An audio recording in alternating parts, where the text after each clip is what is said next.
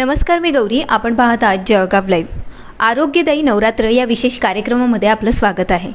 आपण या कार्यक्रमामार्फत नवनवीन डॉक्टर यांच्याशी संवाद साधतो आणि जाणून घेतो. तर आज आपल्यासोबत आहे मानसोपचार तज्ज्ञ डॉक्टर विजयश्री मुठे मॅम. आपण त्यांच्याशी संवाद साधणार आहोत आणि मानसिक आरोग्याबद्दल जाणून घेणार आहोत. मॅम, तुमचं खूप खूप स्वागत आहे आमच्या या कार्यक्रमामध्ये. नमस्कार, थँक्यू. तर आपण ह्या आपल्या संवादामध्ये जाणूनच घेणार आहोत महिलांबद्दल विशेषतः. तर माझा पहिलाच प्रश्न असा आहे की महिला खूप तणावात असतात आणि या तणावात ते जगत असतात, वावरत असतात. तर ह्या तणावामधनं त्यांनी कसं बाहेर निघावं? ओके. ऑनेस्टली स्पीकिंग फक्त महिला नहीं, जर अपन बघितलं, अगर हम देखेंगे तो जो स्ट्रेस है वो सबको है, all across the age group, बच्चों से लेके बूढ़ों तक उनको स्ट्रेस है, महिला है, पुरुष है, सबको stress has become a part of our life, हमारे जीवन का एक पार्ट हो गया है. और इसको कम करने के लिए बहुत सिंपल चीज़ें हैं जो हमको पता है बट हम उसको यूज़ में नहीं लाते हैं. ते आपण म्हणतो ना मराठीमध्ये, कळतं पण वळत नाही, समथिंग लाईक दॅट. आणि त्याच्यासाठी बेसिक गोष्टी आहेत. सगळ्यात पहिलं तर आम्ही म्हणतो की तुमचं एक रुटीन, एक नियमित दिनचर्या असलं पाहिजे, एक प्रॉपर रुटीन असलं पाहिजे. तुमच्या रुटीनमध्ये एक फॉर्म ऑफ एक्सरसाइज असलं पाहिजे, पौष्टिक आहार, अ गुड फूड, अपने जो डाइट है उस पर ध्यान देना बहुत ज़रूरी है. और इम्पॉर्टेंट है कि पुरेशी झोप, कि नींद जो है 6 से 8 घंटे की अच्छी नींद होनी चाहिए. ये चीज़ें बेसिक हैं. इसके अलावा 2 चीज़ें जो बहुत इम्पॉर्टेंट है, उसमें सबसे पहला चीज़ जो है वो है कि जो मन की बातें हैं वो मन में मत दबाइए. आपण काय करतो की आपल्या मनातल्या गोष्टी मनातच दाबून ठेवतो. तर ते बोलणं, ते बाहेर काढणं खूप आवश्यक आहे. ते जेव्हा तुम्ही बाहेर काढता तर तुमचं ताण जे आहे ते कमी होण्यामध्ये मदत होतं. आणि दुसरी गोष्ट जी आहे की तुमच्या मेंदूला गुंतवणं, दॅट इज व्हेरी इम्पॉर्टंट. मेंदूला गुंतवा. आम्ही म्हणतो मेंदूला चांदोबा दाखवा. आणि हे काही असू शकतं, म्हणजे कोणत्याही गोष्टी करताना जेव्हा तुम्हाला मनापासून आनंद होतो. काही लोकांना गाणं म्हणायला आवडतं, काही लोकांना डान्स करायला आवडतं, काही हॉबीज असतात, काही लोकांना गार्डनिंग आवडतं. पण या गोष्टी ज्या आहेत, काही लोकांना काही नवीन शिकायला आवडतं. तर या गोष्टी ज्या आहेत हे आपल्या आयुष्यात जर तुम्ही करायला सुरुवात केली तर डेफिनेटली तुमचं हे जे ताण आहे हे कमी होण्यामध्ये मदत होईल. एकंदरीत जो छंद आहे त्यांचा तो त्यांनी जोपासायला पाहिजे. आणि अजून एक प्रश्न असा की महिला ज्या असतात त्या छोट्या छोट्या गोष्टीचा बाऊ करतात आणि मग त्या गोष्टीचा विचार करत करत त्या जगत असतात. तर मग ह्या तणावातनं त्यांनी बाहेर कसं निघावं किंवा हा बाऊ करणं कसा बंद करावा, याबद्दल काय सांगाल? ऑनेस्टली मी तुम्हाला सांगते, it is the other way round. ते तणावग्रस्त असतात म्हणून ते बाऊ करतात. Actually it is like that. आता तुम्ही जर बघितलं ना, आपल्या समाजात महिला ज्या आहेत ते स्वतःला सुद्धा ग्रांटेड घेतात, गृहीत धरतात. आपण म्हणतो ना अष्टभुजा देवीसारखं ऑल फ्रंट्सवर ते लढाई करत असतात. म्हणजे घर आहे, बाहेर आहे, मुलांचं शिक्षण, घरात एल्डरलीज आहेत त्यांची काळजी घेणं, हे सगळ्या गोष्टी ते एकटे सांभाळत असतात सगळ्या फ्रंट्सवर. आणि हे सगळं करत असताना ही जी तारेवरची कसरत असते ना, ही करत असताना कुठेतरी आपली दमछाक होतेच. आणि आपण स्वतःला कधीच प्रायोरिटी देत नाही, स्वतःसाठी वेळ काढत नाही. कारण काय आहे की मी जर माझ्यासाठी वेळ काढला तर मी किती सेल्फिश आहे, ही अपराधीपणाची भावना जी आहे ही घेऊन मेजॉरिटी महिला ज्या आहेत हे जगत असतात. आणि मग काय होतं ना की एखादी गाडी जी असेल ना, ज्याची सर्व्हिसिंग झाली नसेल, खूप दिवसात जर सर्व्हिसिंग झाली नाही तर ती गाडी काय रखडत रखडत चालते आणि मग कुठेतरी येऊन थांबते.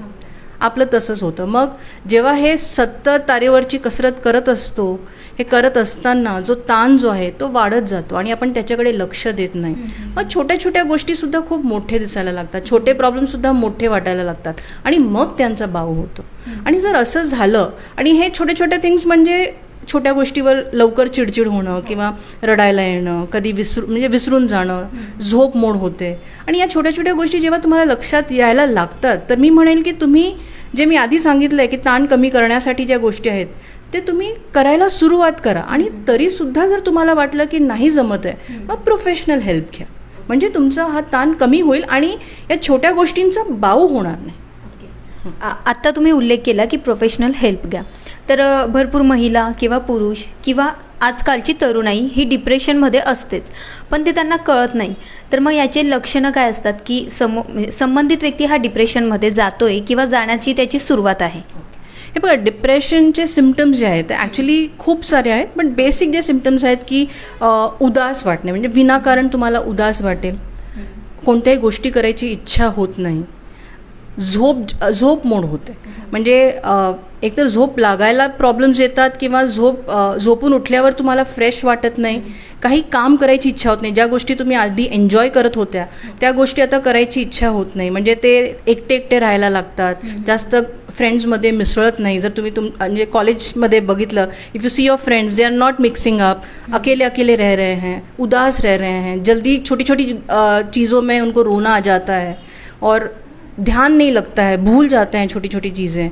तो ये सारी जो है ये छोटे छोटे, और चिड़चिड़ होते हैं, छोटे से भी छोटे चीज़ पे बहुत ज़्यादा विस्फोटक जो हम बोलते हैं ना, उस तरह से चिड़चिड़ होता है. तो अगर ये रिएक्शन है, अगर ये चीज़ें दिखाई दे रही हैं, तो कहीं ना कहीं हमको समझ में आना चाहिए कि भाई ये पर्सन है, शायद इसको प्रॉब्लम है, इसको शायद डिप्रेशन हो सकता है और मदद की ज़रूरत है. त्यावेळेस त्यांनी डॉक्टरांचा सल्ला घ्यायला हवा.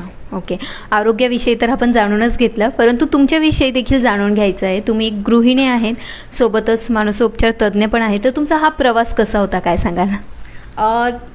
खरं तर I wouldn't say housewife and professional life. Me personal professional life हे ॲक्च्युली हे जे रोल्स आणि रिस्पॉन्सिबिलिटीज आहेत ना, हे आपल्याला सगळ्यांना नॅचरली येतातच आणि करावं लागतं. ते सगळ्यांनाच, म्हणजे ते घरात राहणारी बाई असेल किंवा बाहेर काम करणारी बाई असेल, रिस्पॉन्सिबिलिटीज दोनों फ्रंट्स में करना ही, you have to fulfil that. But इसमें जो 3 चीज़ें हैं जो मुझे बहुत यूज़फुल लगी और जो मुझे बहुत काम में आई, सबसे पहली चीज़ है कि अपने अंदर जो खामियां हैं, काही गोष्टी आपल्याला नाही जमत, काही आपल्या क्षमतेच्या बाहेर असतात, तर त्या गोष्टी एक्सेप्ट करणं की हे मला जमत नाही आहे किंवा मला जमणार नाही आणि नाही म्हणता यावं, दिस इज व्हेरी इम्पॉर्टंट. ते विनाकारण ओढून मग प्रॉब्लेम्स होण्यापेक्षा तिकडेच एक्सेप्ट करा की मला हे जमत नाही आहे, हे माझ्या क्षमतेच्या बाहेर आहे आणि ही मी करू शकत नाही आहे. This is very important. Second thing, आम्ही म्हणतो की एक switch off switch on button तुमच्या मेंदूमध्ये असला पाहिजे.